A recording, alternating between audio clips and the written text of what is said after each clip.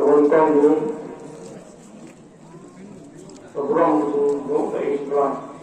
Sebab saat ini rekam, jadi nama ikhlas, rekam tentang Islam belajar itu, dia senang kau mau berkait. Sebab guru mana susah nak kau yang jumpa kalau yang lain. Kamu guru hian, siapa orang kau program Islam. Asal nanti rekam, kepala, itu mereka penting kesal untuk yang lain. Yo baman tak ni tak kurang yang lain. Tak hipor, engo, tak boleh kita kesal orang. Kita Kristen pun poin lah untuk mendekat. Yang tak siap untuk dengan Quran dan taufik bah. Sekarang Allah punya penting di orang pun.